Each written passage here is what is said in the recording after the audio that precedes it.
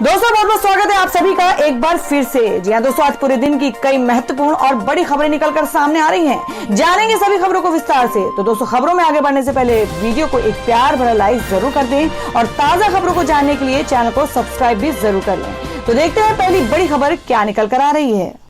दोस्तों, आज की पहली बड़ी खबर निकल कर आ रही है। आपको बता दें कि कृषि कानूनों के विरोध में आरएलपी ने भी छोड़ा एनडीए का साथ। अकाली दल व शिवसेना की राह पर चले हनुमान बेनीवाल। जी हां, हम बात कर रहे हैं कि मीडिया रिपोर्ट्स के अनुसार शनिवार को राजस्थान हरियाणा बॉर्डर पर कृषि कानूनों के विरोध में जाम लगाकर प्रदर्शन कर रहे किसानों को संबोधित करते हुए हनुमान बेनीवाल ने कहा कि केंद्र सरकार किसान विरोधी बिल वापस नहीं ले रही है, इसलिए उनकी पार्टी आरएलपी एनडीए में नहीं रहेगी। वे एनडीए से आरएलपी का गठबंधन तोड़ने का ऐलान करते हैं। बता दें कि कृषि कानूनों के विरोध में एनडीए के सहयोगी दल राष्ट्रीय लोकतांत्रिक पार्टी यानी आरएलपी के राष्ट्रीय संयोजक हनुमान बेनीवाल पिछले कई दिन से बागी तेवर अपना रखे थे। पिछले दिनों उन्होंने गृह मंत्री अमित शाह को इस संबंध में खत भी लिखा था। इसके अलावा ये भी कहा था कि संसद में बिल पेश हुए तब अगर बेनीवाल वहां होते तो वे इनका उसी वक्त विरोध करते। और दोस्तों, अगली खबर में आपको बताते हैं जो कि कोरोना वायरस को लेकर आ रही है कि भारत पर कोरोना वायरस के नए स्ट्रेन का खतरा। आईसीएमआर ने नेशनल टास्क फोर्स के संग की मीटिंग। जी हां, आपको बता दें कि ब्रिटेन में सामने आए कोरोना वायरस के नए स्ट्रेन का खतरा भारत पर लगातार मंडरा रहा है और इस बात से यहां की सरकार और स्वास्थ्य मंत्रालय अच्छी तरह से वाकिफ है। इसी को ध्यान में रखते हुए भारत सरकार और राज्य सरकारें लगातार अलर्ट पर हैं। इस बीच शनिवार को आईसीएमआर ने भी वायरस के नए स्ट्रेन को लेकर कोविड-19 नेशनल टास्क फोर्स के साथ मीटिंग बुलाई। इस बैठक में वायरस के स्ट्रेन को लेकर चर्चा हुई। मीटिंग में इन पर हुई बातों पर चर्चा की। आपको बता दें, मीटिंग में रणनीतियों में बदलाव के विषय पर बात की गई। इस बैठक में चर्चा हुई कि अब तक जो टेस्टिंग और इलाज किया जा रहा था उसमें कोरोना के नए रूप के लिए क्या बदलाव लाने होंगे। कोरोना के नए स्ट्रेन से घबराने की जरूरत नहीं है। जी आपको बता दें कि इससे पहले वायरस के नए स्ट्रेन को लेकर एआईएमएस के डायरेक्टर रणदीप गुलेरिया ने कहा है कि इससे ज्यादा घबराने की जरूरत नहीं है। आमतौर पर इस वायरस के रूप में बदलाव देखने को मिला है। महीने में करीब 2 बार इसमें बदलाव होता है। आपको बता दें कि Randeep Guleria national task force के भी मेंबर हैं जिसके साथ आईसीएमआर ने मीटिंग की है। और दोस्तों, में अगली बड़ी खबर में आपको बताते हैं जिसमें यूपी के स्कूल की फोटो लेने पर रोक पर भड़के सीएम केजरीवाल। सीएम योगी से कहा, दिल्ली आइए, स्कूल देखकर फोटो खिंचवाइए। जी आपको बता दें कि साल 2022 में होने वाले उत्तर प्रदेश विधानसभा चुनाव में उतरने के ऐलान के बाद आम आदमी पार्टी यूपी के स्कूलों की बदहाली की बात करते हुए आक्रामक रणनीति अपना रही है। दिल्ली स्कूल बनाम यूपी स्कूल की ये राजनीति तब और चर्चा में आई जब 22 दिसंबर को दिल्ली के शिक्षा मंत्री मनीष सिसोदिया को लखनऊ के एक स्कूल देखने जाने से यूपी पुलिस ने रोक दिया।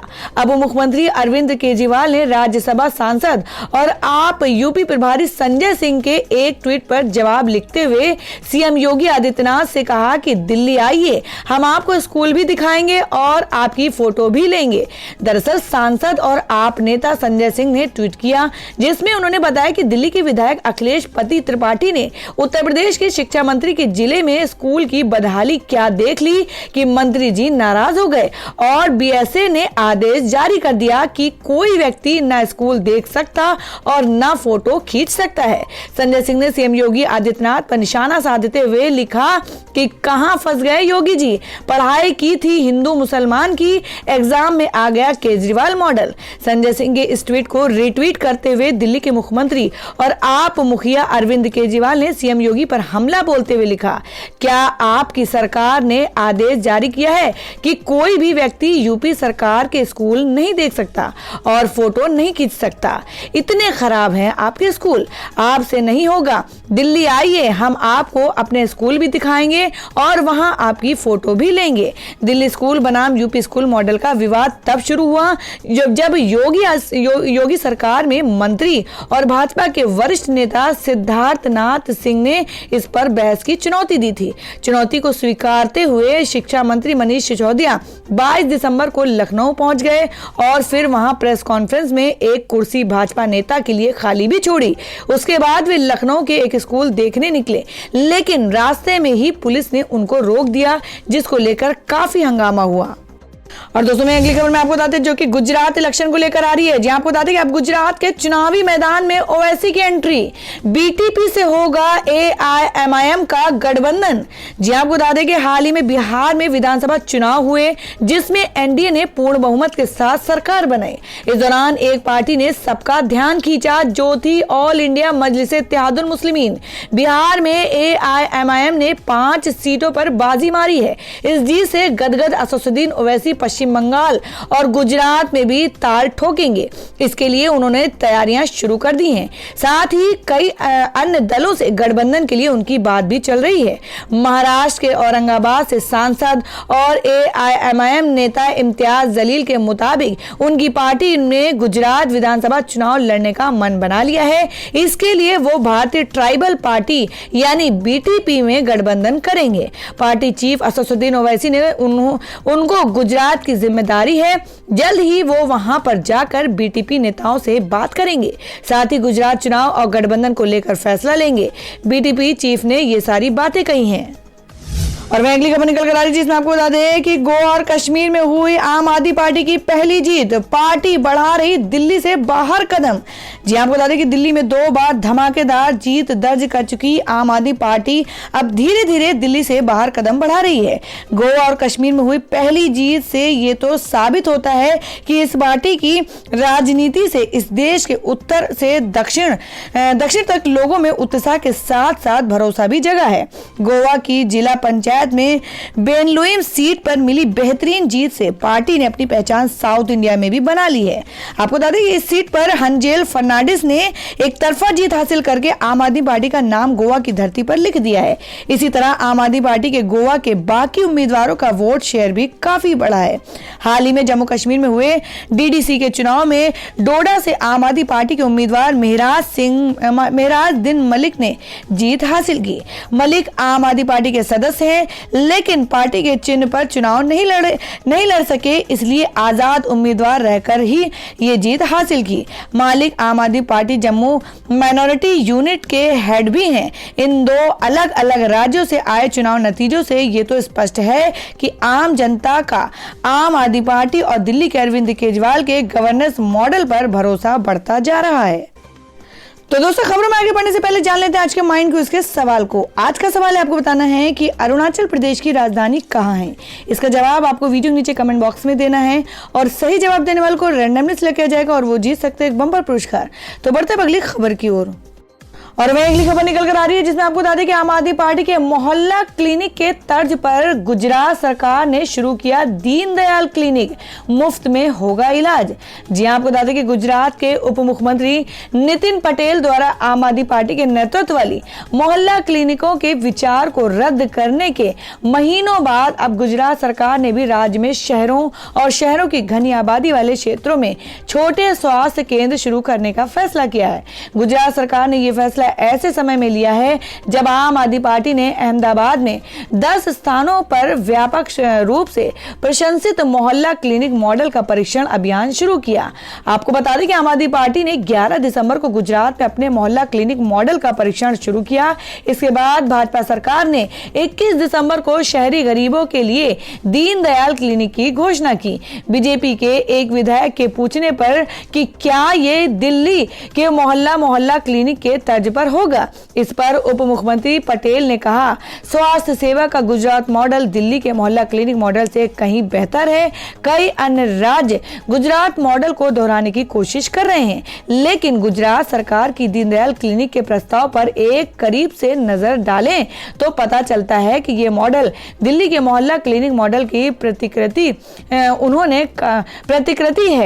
कहा कि राज्य में सरकार 1 लाख से अधिक आबादी वाले शहरों में ओपीडी संचालित करेगी। और दोस्तों अगली खबर निकल कर आ रही है, जिसमें आपको बता दें कि हरियाणा में किसानों का आंदोलन तेज, अधिकतर राजमार्गों पर टैक्स फ्री हुए टोल प्लाजा।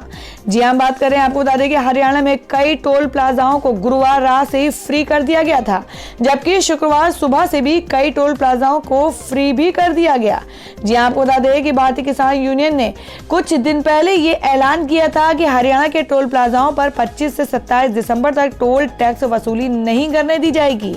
इन राजमार्गों पर किसानों ने टोल बंद कर दिया। शुक्रवार सुबह से किसानों ने NH 44 पर करनाल के बस्तारा में करनाल जिंद राजमार्ग, सिरसा और रोहतक पानीपत राजमार्ग पर टोल प्लाजाओं पर टैक्स वसूली को रुकवा दिया। हालांकि गुरुग्राम के खिड़की दौला टोल प्लाजा पर शुक्रवार सुबह टोल शुल्क की वसूली की गई।